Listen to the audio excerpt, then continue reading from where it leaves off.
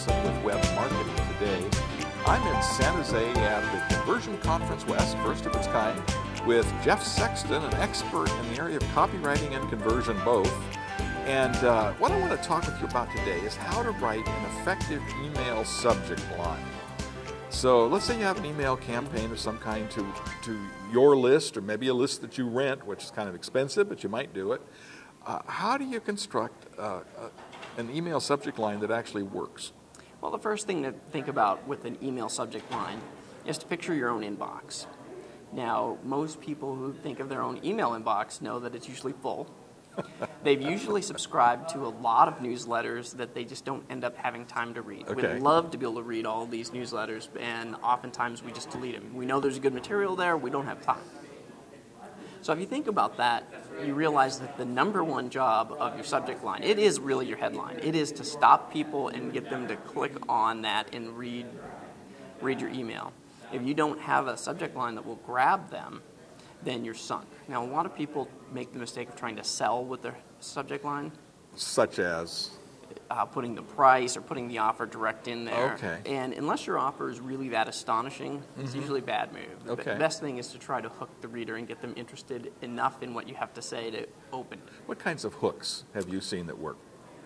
Well, actually, I just gave a talk on this today, and one of the ones are, you either are encouraging their dreams, you are allaying their fears, you are helping them justify their failures. Okay.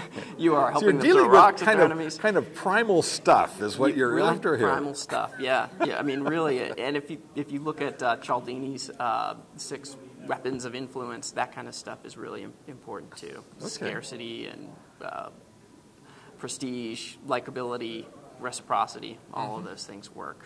Now, some people say that it's not important to put your the person's first name or their name in the subject line. Others swear by it. What's your position on that? It's worth testing, but generally no.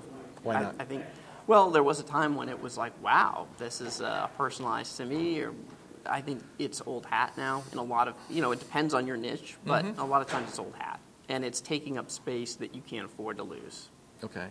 Are there any things you shouldn't do with a subject line?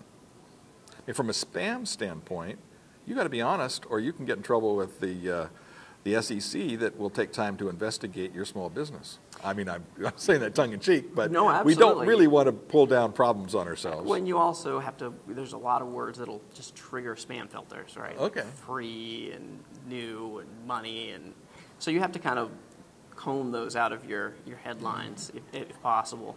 And the other thing is that, there's a lot of kind of debate about you write your headline first and the copy afterwards, or the copy first and the headline.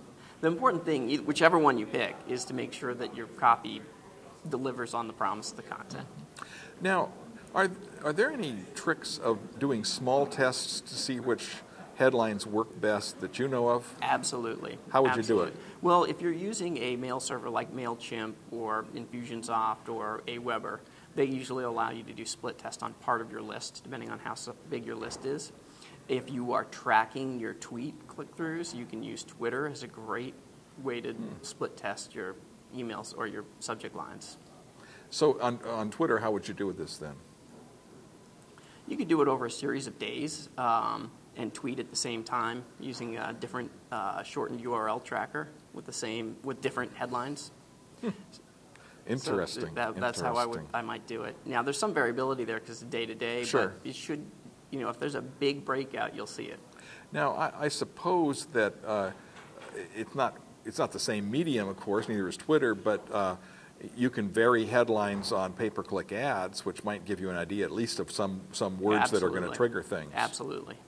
So, all right. Well, thanks for sharing with us. Tell me about your business, what you do, Jeff. Well, I help websites sell more of whatever they're selling, whether it's selling products or filling out lead forms. I help improve their conversion rate. And usually I do that through improved copywriting and just improved usability and design and persuasive cues. My experience, small businesses, some of them don't really have good writing skills. And so to find someone like you that knows how to write and how to sell while you're writing would very easily pay for itself. It's one of the most best return on investments you'll ever make. Thanks so much. This is Ralph Wilson with Web Marketing.